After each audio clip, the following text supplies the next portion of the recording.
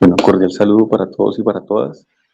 En este video quiero presentarles de manera resumida lo que es una de las normas ICONTEC que se requiere trabajar en los aspectos de la investigación formativa, la investigación académica, los espacios de los proyectos de investigación, como lo es la norma de presentación de documentos escritos y la norma de referenciación. Esta sesión ha sido denominada como fundamentación técnico-conceptual, el uso de las normas ICONTEC y normas APA. Para esta primera presentación vamos a abordar las normas ICONTEC y específicamente para este primer video pues vamos a revisar una de las normas, que es la norma de presentación de documentos escritos, de investigación y elaboración de referencias bibliográficas. ¿Listo? Entonces, lo primero que hay que tener claridad es qué es ICONTEC. Y esta palabra corresponde al acrónimo que identifica al Instituto Técnico Colombiano de Normas Técnicas y de Certificación, encargada de fomentar la normalización y certificación de empresas y actividades profesionales. Hay dos normas que son pertinentes para estos fines. Como les decía, la primera que es la NTC 1486, que es la de documentación, la presentación de trabajos académicos, y la segunda que es la NTC 6166 del 2016, que aborda el tema de las referencias bibliográficas en términos de su contenido, forma y estructura. Bien, entonces, cuando ustedes ingresan a la página de la biblioteca, a ustedes les va a aparecer en la página de inicio esta imagen, ¿sí? Ustedes ingresarían por acá por libros y revistas electrónicas en la página de biblioteca.univalle. Allí van a encontrar esta información. Después de que ustedes ingresan allí a ese segundo cajón, a ustedes les va a aparecer esta información. El orden normal en el cual aparece este listado es alfabético, así que ustedes se irían hasta la letra N, donde ya les aparecerían normas ICONTEC. Aquí les presento una breve descripción de la base de datos y ustedes ingresarían por acá por acceso remoto.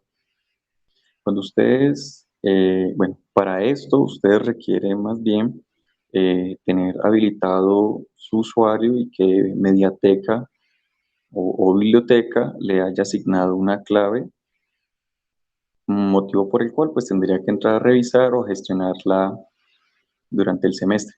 Una vez ustedes logran ingresar de manera remota, a ustedes les va a aparecer esta imagen. ¿Listo? Entonces, hay dos formas en las cuales se puede realizar la búsqueda. Una por favoritos, cuando ustedes ingresan allí, la primera opción aparece como la NTC 1486 del 2016, que es la que nos interesa en este caso. Y la segunda forma de realizar la búsqueda es ingresando acá el número, en el cajón del número, o también podrían colocarla pues, de manera completa como NTC 1486 2.2018. Entonces ustedes cuando le dan allí la búsqueda les va a aparecer esta otra que aparece acá y cuando ustedes ya le dan clic allí, entonces ya les va a presentar esta otra pestaña. Entonces aquí les va a aparecer normas en las cuales se apoya esta. Miren que aquí les aparece de todas formas la 6166. Si ustedes quieren consultarla, pues también le podrían dar clic allí, o si no, pues podrían realizar la búsqueda desde acá del cajón de número. Una vez ustedes le dan visualizar norma, ya se los va a mostrar en una nueva página, en un formato Flash. Este documento no es descargable, es para que lo consulten allí en línea y pueden acceder a él las veces que ustedes deseen. ¿Listo? Entonces lo que voy a presentar en este video pues es una síntesis de los elementos más generales de esta norma. ¿Okay? Entonces, lo primero que hay que identificar es que el objeto de esta norma es el de establecer las reglas para la presentación formal de un trabajo académico, sea en formato impreso, sea en formato electrónico, en cualquier nivel académico. ¿Sí? Esta norma aplica tanto para el nivel básica primaria hasta universitario. Un elemento en particular que precisa esta norma y que se encuentra de hecho en el anexo A tiene que ver con los aspectos de la metodología de la investigación científica. Esta norma nos aborda esa metodología, pero ofrece una orientación general del proceso de investigación que se encuentra en el primero de sus anexos. Hay unos términos eh, que requieren ser precisados para que evitemos las ambigüedades. He escogido estos, entre otros, como vamos a ver más adelante, para ganar un poco de precisión al respecto. Entonces, lo primero es que una bibliografía, por ejemplo, es una relación alfabética de fuentes documentales sobre una materia o asunto determinado que se registran en cualquier soporte físico y que son consultadas por el investigador para sustentar sus escritos. A esto de consultadas habría que agregarle como consultadas directamente por el investigador, por ejemplo. ¿Listo? El segundo término que es importante de precisar es el de cita bibliográfica. Esto es un pasaje, un párrafo, una proposición o algunas ideas que se extraen de manera directa o indirecta de un documento, de la obra de un autor. Y en la próxima presentación, donde abordemos la norma 6166, pues vamos a revisar estos aspectos. ¿Listo? También es importante en que precisen la diferencia entre cuadro, entre tabla, entre figura, ilustración, entre otras. También tenemos el tema de monografía. La monografía monos es uno, grafía es escrito, sería un escrito de uno, aunque también la monografía se puede elaborar por dos o más personas. ¿Sí? La monografía, de acuerdo con la norma, es un documento descriptivo no seriado que puede ser impreso o no, en el cual se registra información sobre un tema específico, estructurado en una sola parte y que puede también estar previsto para que complete a su vez otra serie de partes de un número limitado. La monografía, en este caso, y esto es una recomendación en la cual nos amparamos sobre otras referencias, por ejemplo, cuando se construye el anteproyecto de investigación, se recomienda que el primer capítulo corresponda al anteproyecto de investigación, ¿sí? No estamos construyendo pues, un proyecto. Y pues ya las precisiones de los límites, de la cantidad de páginas, por ejemplo, que se recomiendan que estos documentos tengan, pues obedecen a cada uno de los programas académicos también. La norma no establece un mínimo ni un máximo de extensión, aunque por ejemplo señala que cuando un documento supera las 200 páginas, pues se debe imprimir en diferentes tomos, ¿sí? Máximo 200 páginas para un tomo y así. La referencia bibliográfica refiere como el conjunto ordenado de elementos suficientemente precisos y detallados para facilitar la identificación de una fuente documental. Eso lo vamos a precisar en la otra presentación. Y, por ejemplo, el tema de la tesis. ¿Sí? La tesis es un documento presentado para obtener el título de doctor, es decir, de PhD, en un área de conocimiento. Entonces, en algunas ocasiones, pues, decimos, no, es que estamos en trabajo de tesis. No, una cosa es hacer una monografía y otra cosa es una tesis. Entonces, si queremos ser rigurosos, la tesis, reservamos ese concepto cuando estamos adelantando una investigación doctoral o cuando estamos en el programa de estudio doctoral. Por lo pronto, nosotros estaríamos hablando de trabajo de grado o trabajo de investigación. ¿Listo? Trabajo de grado, entonces, es una investigación que se realiza sobre un tema específico que puede ser requisito para optar un título de estudios en el nivel de pregrado, de posgrado, y este cubre entre especializaciones y maestrías, porque la tesis pues ya abordaría el nivel de doctorado.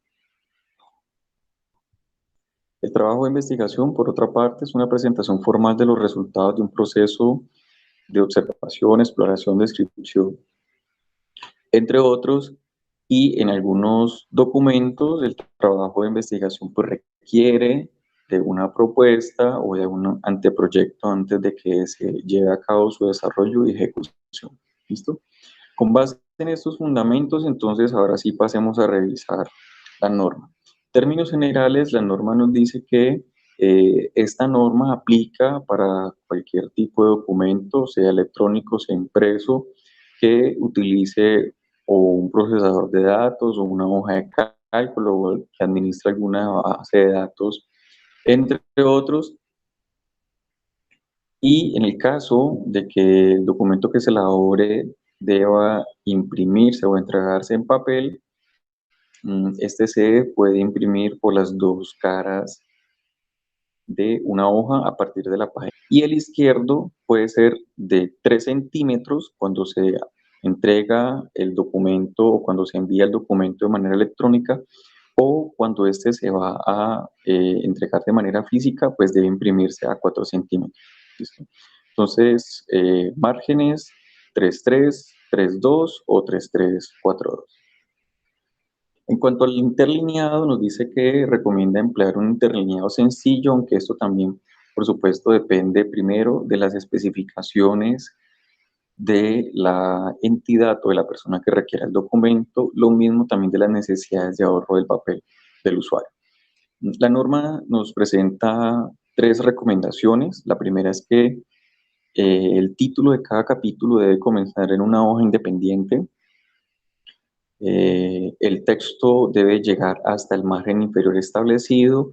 No obstante, se debe evitar que títulos o subtítulos aparezcan al final de una página o renglones sueltos. Es decir, colocamos el título o el subtítulo en una página y en la página siguiente es donde ya aparece el párrafo inicial o el texto que queremos presentar. Entonces, eso se debe evitar, lo mismo que dejar renglones sueltos a lo largo pues, del documento. Es decir, 2 líneas, enter, 2 líneas, enter, 3 líneas, enter. Eso no tiene pues como una presentación adecuada. Bien, también nos da algunas recomendaciones al respecto, o más bien nos da unas precisiones al respecto de la fuente del tamaño. En la versión anterior, por ejemplo, se señalaba específicamente que era Arial a 12 puntos. En esta séptima versión nos dice que puede ser cualquier tipo de letra, en tanto sea de un uso homogéneo, dice a lo largo pues, del documento, y que su tamaño puede estar o entre los 11 puntos y los 12 puntos, dependiendo pues, del tipo de fuente. La numeración es consecutiva y es en números arábigos. No se enumera la cubierta y la portada, pero sí cuentan. Es decir, si un documento tiene la cubierta, la portada, la página de contenido sería la número 3. ¿Sí? O si se le agregan algunos elementos preliminares, pues sería la número 6. ¿Listo? Y también nos indica que no se deben usar una numeración compuesta, es decir, 13A, 13.1, ¿sí? Sino que deben ser los números indorábicos. Aquí una recomendación también, y es que dependiendo del procesador de texto, se recomienda que se escoja una numeración sencilla, es decir, sin muchas elaboraciones, formas y figuras y demás, y la numeración debe ir centrada en la parte inferior del documento, ¿listo? No confundirla de pronto con otras normas que la numeración se hace en la parte superior derecha, ni tampoco colocar otra ubicación de la numeración, como ya será en el margen derecho o en el margen izquierdo. ¿Listo? La redacción entonces nos dice que debe utilizar un rigor en términos de su sintaxis, la ortografía, el uso de las reglas gramaticales. Su redacción es impersonal, es decir, se escribe en tercera persona, no se escribe yo soy, yo creo, yo considero, sino, por ejemplo, de acuerdo con, en la elaboración establecida por X y X autores, ¿sí? Se sostiene de acuerdo con, ¿sí? En tercera persona. También se debe evitar errores de digitación y de redacción, por eso es importante que en el momento en el que se escriba el documento, pues se le dé una segunda revisión, una tercera revisión, cosa que se revise el tema de la sintaxis, la ortografía, de que de pronto nos quedó mal escrita una palabra. Y también en el caso de que necesitemos resaltar algunas palabras o expresiones, que utilicemos la negrita y cuando utilicemos términos en otras lenguas, estos se deben escribir en cursiva. En cuanto a la puntuación, nos dice que se deben seguir las reglas de ortografía de la lengua española o si se va a escribir en otro idioma, pues las de ese idioma. Las partes del trabajo académico o los del documento, de acuerdo con la norma, son tres, las clasifican en preliminares, en cuerpo de documento y en complementarios. En cuanto a las preliminares, son las que anteceden y presentan el documento, el cuerpo del documento es donde ya se desarrolla el trabajo propiamente, y los complementos son los elementos adicionales que son necesarios o útiles para aumentar la comprensión del mismo. Dentro de las partes preliminares, la norma indica que están las tapas o pastas, las guardas, la cubierta y la portada. Luego viene la página de aceptación, página de dedicatoria, página de agradecimientos y luego contenido. ¿Listo? Entonces, a partir de contenido, donde debe ser visible la numeración, si seguimos este orden, entonces vendría cubierta, portada, página, aceptación, 3, dedicatoria 4, agradecimiento 5, contenido con la número 6. De allí vendrían luego unas listas especiales, glosarios si es del caso y el resumen. Algunas de estas son opcionales, eso va a depender, por supuesto, del tipo de documento que ustedes estén elaborando y también de los requerimientos de la asignatura, el programa o la institución. Este es el esquema que presenta la norma al respecto de la cubierta, pues aquí se hace evidente el tema de las márgenes 3342 o 3332. Toda la información que se presenta en estas páginas va en mayúscula sostenida, centrada. ¿Listo? Entonces, se inicia con el título del documento o del trabajo o del proyecto, el nombre completo de los autores y, en este caso, pues esta información del nombre de la institución, facultad, departamento, dependencia, sección o área, ciudad y año. ¿Ok? En cuanto a la universidad, normalmente esta información de nombres y apellidos es complementada con los códigos de los estudiantes. En cuanto a la portada, pues incluye esta misma información, pero se le adicionan estos dos aspectos. Lo primero es indicar el tipo de trabajo, es decir, si es un trabajo final, si es una monografía, si es una tesis, por ejemplo. Y se adiciona esta información de la persona que está asesorando o acompañando a quien se le presenta el trabajo con esta otra información que corresponde al título académico o cargo que esté desempeñando esta persona. Luego viene la página de aceptación, pues aquí se indican algunas líneas para algunos mensajes que suelen expresarse acá. Va acompañado de la firma del presidente del jurado y de los dos evaluadores. ¿Listo? En el caso de algunos programas académicos, pues solamente un trabajo de grado solamente es evaluado por una persona o en otros programas, como en el caso de contaduría pública, pues el proyecto de grado es evaluado por dos jurados. Y al final, sobre el margen izquierdo, se indica la información de la ciudad y fecha, dándola por día, mes, año. En cuanto a la página de dedicatoria, está entonces, pues su título va centrado, la dedicatoria se puede establecer desde el primer autor, o si son dos autores, se puede establecer una dedicatoria para el primer autor, luego para el segundo autor. ¿Listo? Lo mismo pasaría con el tema de la página de los agradecimientos. La monografía la hacen o la elaboran 2, 3 personas, pues cada una de ellas tendría espacio para realizarlo acá, pues sin necesidad de tener una página de agradecimiento para cada uno, sino que la pueden hacer dentro de la misma. En cuanto a la página de contenido, pues la norma dice que el título debe ir centrado, esto pues no se hace manual, ¿sí? Esto no se hace a pie. En el procesador de textos ustedes le pueden dar insertar tabla de contenido y esto lo hace de manera automática. Lo que hay que tener en cuenta es el tema de los estilos. En cuanto al tema de los títulos, eso lo pueden encontrar en cualquier tutorial en internet de cómo insertar Una tabla de contenido, lo mismo el tema de las márgenes, referenciación y demás. Datos importantes acá, primero es que aquí se está indicando que luego de dos espacios sobre el margen derecho van las tres primeras letras de la palabra página, ¿sí? Inicia con minúscula.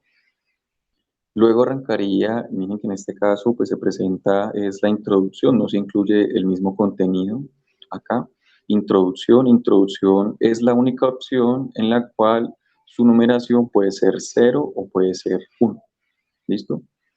Y presenta información al respecto de los diferentes niveles, ¿vale? Otra precisión acá importante de observar es que miren que ni la bibliografía, ni los índices, ni los anexos tienen una numeración, ¿listo? Numeración solamente va hasta conclusiones o hasta recomendaciones en el caso de que estas existan.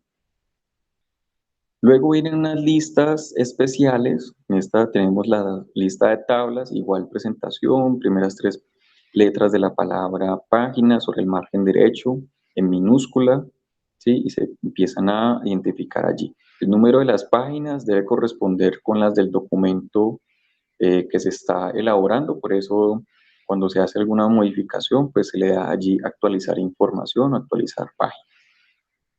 Un segundo ejemplo es la lista de figuras con la misma configuración y una lista de anexos con la misma configuración. ¿Listo?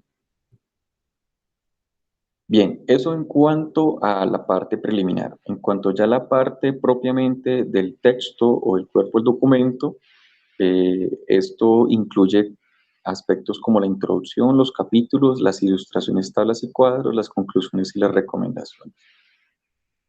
Aquí nos presenta el esquema de la página de introducción, ya les indicaba lo de la numeración para que lo tengan allí en cuenta.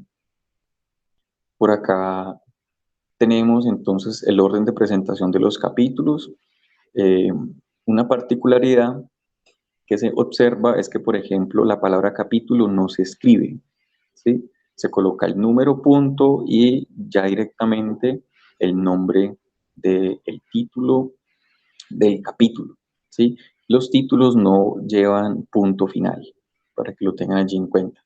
Luego viene el nivel 2, que es el 1.1, ¿sí? Que es un subtítulo, un subcapítulo, se ubica sobre el margen izquierdo, ¿sí? En mayúscula también sostenida, lo mismo que el título va centrado. En el nivel 3, aquí se ubica con la mayúscula inicial sobre el margen izquierdo y se escribe seguido o se puede escribir debajo. Y ya en el nivel 4 se lleva un punto seguido y se escribe de manera continua. ¿Listo? Solamente como para el nivel 2, perdón, para el nivel 3 y el nivel 4, la inicial va en mayúscula. Este tema de los niveles es algo muy importante de tener en cuenta cuando se va a trabajar con la inserción de la tabla de contenido. Esto tiene que ver con los estilos, ¿sí? Por ejemplo, en algún procesador de textos aparece estilo 1, estilo 2, estilo 3, estilo 4. Dependiendo de ese tipo que le demos, pues nos va a aparecer así la tabla de contenido. ¿Listo? También está el tema de la presentación de ilustraciones. Miren que cualquier tipo de ilustración, tabla, figura, esquema y demás debe tener un título y una numeración, porque de esa manera es que se alimenta los listados especiales. Y al final se debe indicar la fuente con la cual se construye o de donde se toma la información. Aquí tenemos un ejemplo de tabla. La tabla tiene una particularidad. Esto ya es más afín a lo que se puede presentar, por ejemplo, en la norma APA, donde nos dice que la tabla pues, debe tener estas tres líneas, una superior, una eh, inferior y una que vaya debajo de los rótulos o las categorías que se utilicen.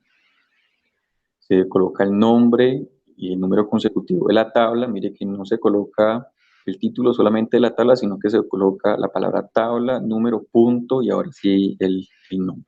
¿Listo? Y se debe indicar la fuente.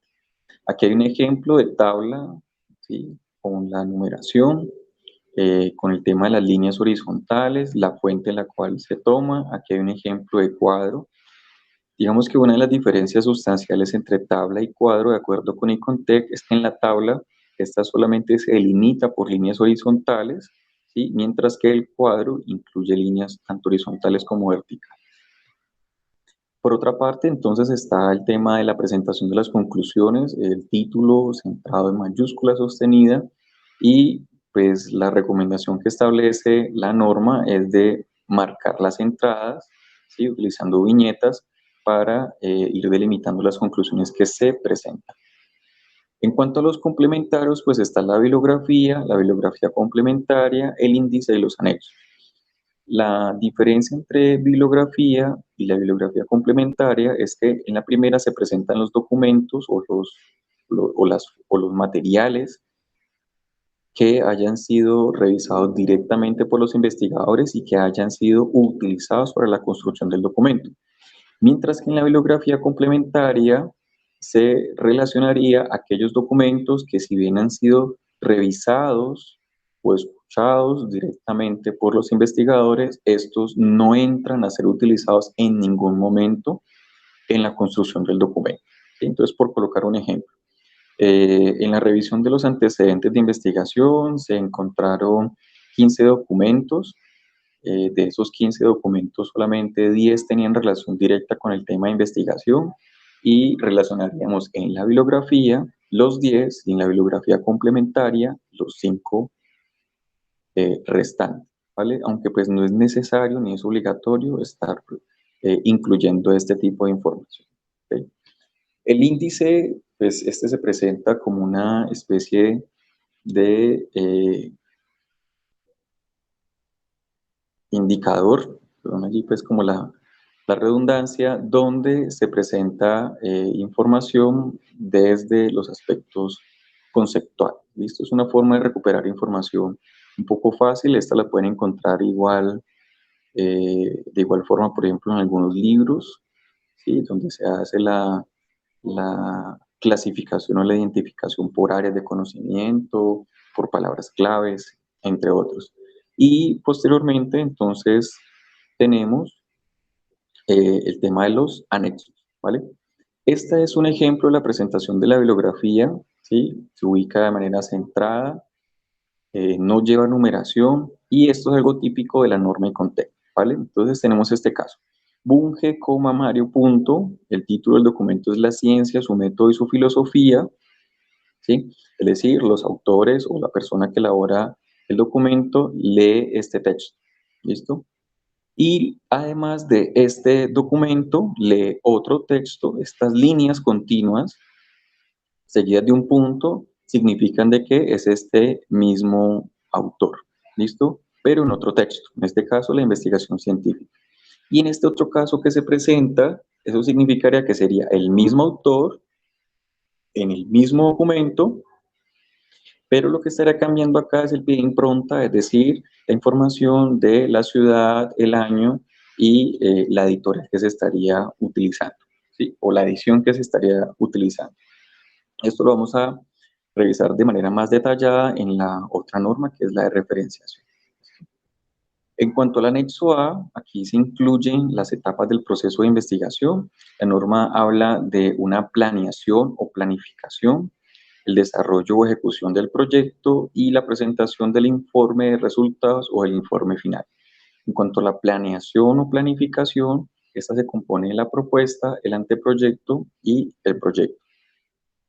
En la propuesta, de acuerdo con la norma, se expresa una idea inicial del trabajo de investigación. Esto, por ejemplo, cuando se adelantan estudios de posgrado, algunas especializaciones o maestrías, pues solicitan una propuesta de investigación para mirar eh, los intereses de investigación que pueden tener los autores, los interesados, y de alguna otra forma, pues también ir adelantando procesos de identificación de líneas de investigación en las cuales se podría suscribir pues ese interés. La propuesta tiene un carácter provisional y esta está expuesta a un constante cambio, la cual se va a dar dando en la medida en que se vaya avanzando con el proceso de investigación. ¿Listo? Entonces la propuesta siempre está sujeta a modificación y ajustes en la medida que se vaya avanzando. Por otra parte, el anteproyecto de investigación, este ya es un documento formal, estructurado de una manera específica en la cual se da cuenta de una investigación. Este incluye, ejemplo, título, formulación del problema, justificación, objetivo general, objetivos específicos, marco referencial, ¿sí? En el marco referencial se pueden incluir el marco teórico, histórico, conceptual, el estado actual, científico, etcétera, entre otros, ¿sí? Seguiría el diseño metodológico preliminar. Esto es muy importante. En un anteproyecto o en una propuesta de investigación se habla de métodos o técnicas preliminares hasta el momento en el cual ya se vayan a utilizar.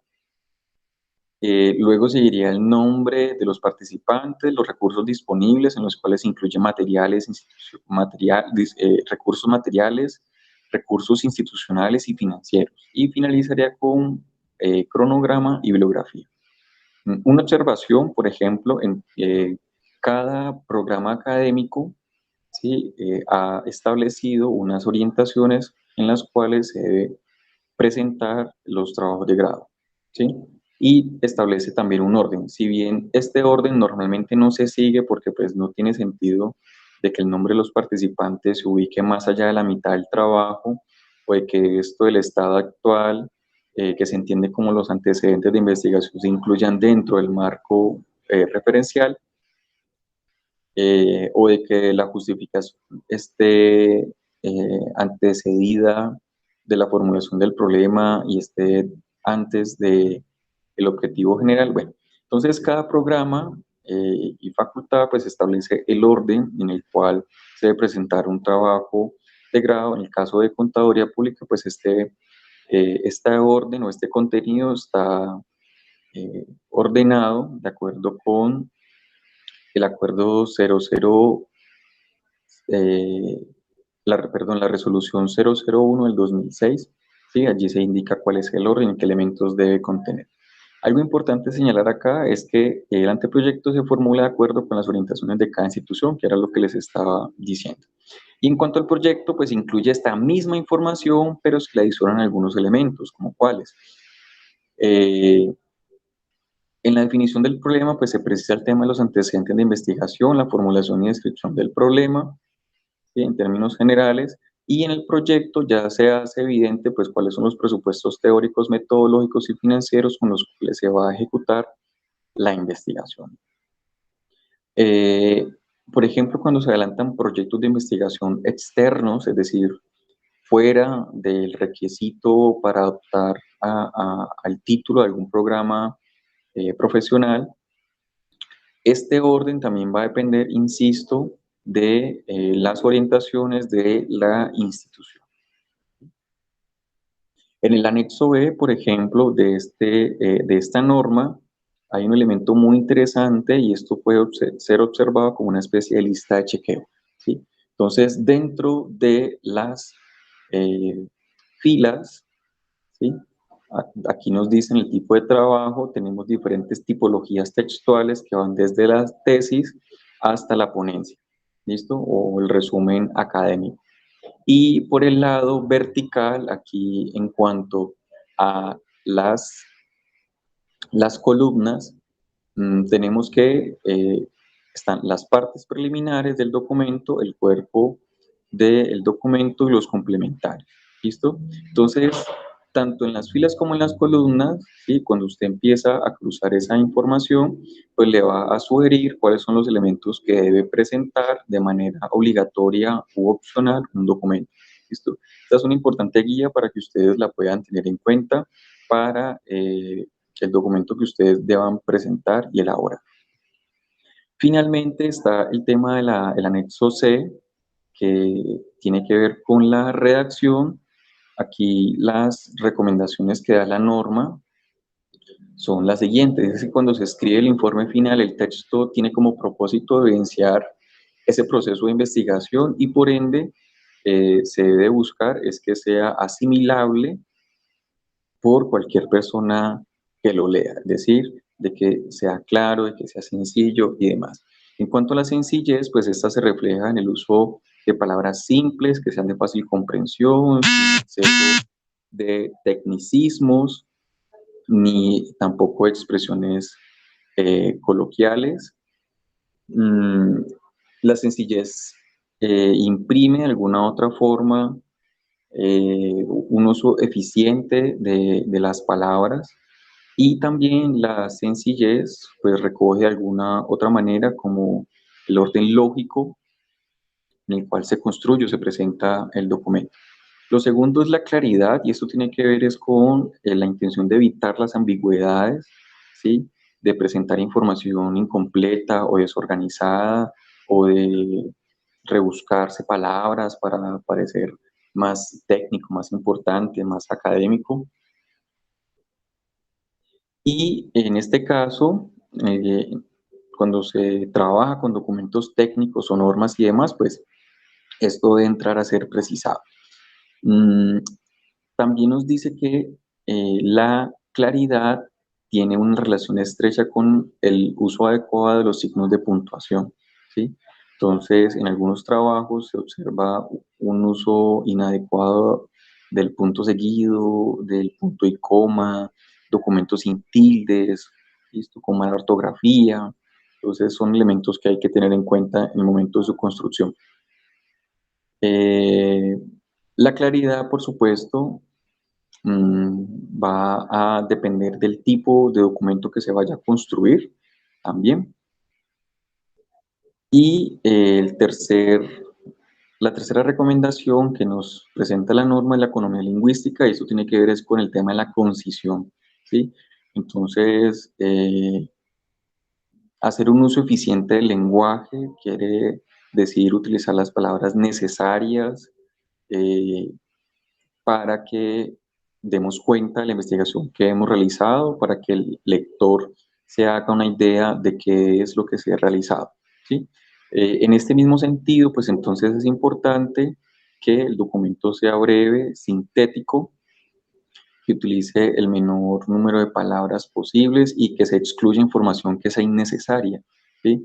O como por ejemplo presentar una palabra y colocarle unos 10, 15 sinónimos, ¿sí? Como para darle allí como más extensión al documento, pero recordemos que también extensión no es igual a calidad. La cuarta recomendación tiene que ver con la precisión, y esto lo podemos hacer evidente, por ejemplo, en el marco conceptual, ¿sí? Allí se precisa o se debe precisar el sentido que se le está dando a ciertos términos o ciertas expresiones en un documento, ¿sí? Entonces, la precisión hace referencia es a evitar la, la ambigüedad de algunas expresiones, el uso desenfrenado, exagerado, pues, de metáforas, ¿sí? Se debe hacer explícito el sentido o el significado que se le está dando a una palabra, o el uso que se le está dando a esa palabra, ¿sí? Seguiríamos entonces con la coherencia, y esto está muy conectado con la recomendación anterior de la precisión, porque hay que tener en cuenta es que como el documento que se presenta es un documento escrito, y esto ya lo hemos conversado anteriormente, el documento se debe defender solo, ¿sí? Entonces, quien lee, como no tiene la oportunidad de pedir auxilio para que le expliquen o le interpreten qué es lo que quiere decir el documento, por eso hay que ser muy precisos y claros con la información que se presenta. La coherencia hace referencia es a la conexión que debe existir, o la relación lógica que debe existir entre ideas que se encuentran dentro de un documento, ¿sí? Mientras que la cohesión hace referencia a esa que, por ejemplo, se haga un uso adecuado de una misma palabra, ¿sí? Estamos hablando de impacto o estamos hablando de factores. Estamos hablando de vertical o estamos hablando de horizontal, ¿sí? Y no son sinónimos, ni tampoco se puede presumir de que la persona que lo lee lo va a entender de esa manera, ¿sí? La cohesión también tiene que ver en que, por ejemplo, haya una hilación de ideas, ¿sí? Y de que estas ideas pues conserven una relación lógica. ¿Listo? En otras palabras, la cohesión, de acuerdo con la norma, hace referencia a las formas de relación entre las oraciones, mientras que la coherencia aborda toda la unidad textual donde lo que se busca es de que exista una secuencia lógica, ¿sí? O de que no haya haber inconsistencias en que en una página decíamos una cosa y en otra página decíamos otra cosa. ¿Listo? Eh, la séptima recomendación tiene que ver con el tema de la adecuación o el tono. Esto hace referencia a que cada tipo de documento tiene unas orientaciones con las cuales se recomienda que se escriba o que se elabore. Por ejemplo, en el caso de la monografía, su tono se acerca más al de la objetividad, al de la formalización, al de un uso preciso de la terminología que obedece un campo de conocimiento en particular, pero por ejemplo una monografía no se escribe al igual que un ensayo, una ponencia, ¿listo? Que un resumen, entonces dependiendo también del tipo de documento que vamos a escribir, pues se puede adoptar un tono u otro. En el caso, por ejemplo, de las monografías o los documentos académicos en términos generales, una de las mayores recomendaciones que se encuentra en la literatura y pues además en la norma es que los lectores, más bien, quien escribe debe pensar en el lector. ¿Listo? Entonces, eso permite que se puedan recoger las otras recomendaciones de la precisión, de la claridad, de la sencillez, de la coherencia y de la cohesión. ¿Listo? Por último está el tema de la originalidad y eso ya tiene que ver más es con el tema de la impronta de las personas que realizan la investigación o de quienes escriben. Aquí, por ejemplo, se puede hacer evidente el uso de metáforas, el uso de algunas expresiones en otros idiomas, de locuciones latinas, ¿sí? Que podrían conferir una imagen, ¿sí? De la persona que elabora la investigación, ¿sí? Es como el sello eh, que caracteriza al autor o a los autores y en algunas ocasiones pues esa originalidad se puede adoptar o adquirir pues mediante la revisión de literatura o de alguna otra forma también se puede imponer por fuerza. ¿Listo? El anexo que seguiría, con el que cierra ya esta norma, es el anexo D, donde ya se incluye la bibliografía y con eso cerraría entonces esta norma. ¿Listo? Recomendación en términos generales, por favor revisen la norma directamente cuando ustedes tengan dudas al respecto de cómo se debe presentar adecuadamente un trabajo, pues allí está la norma para que ustedes lo consulten. ¿Listo? Si tienen alguna duda o pregunta, pues me avisan, me escriben, lo conversamos y antes de ello, pues revise la norma para ver si de esa manera le puede quedar claro. ¿Listo? Nos vemos, que esté muy bien, hasta luego.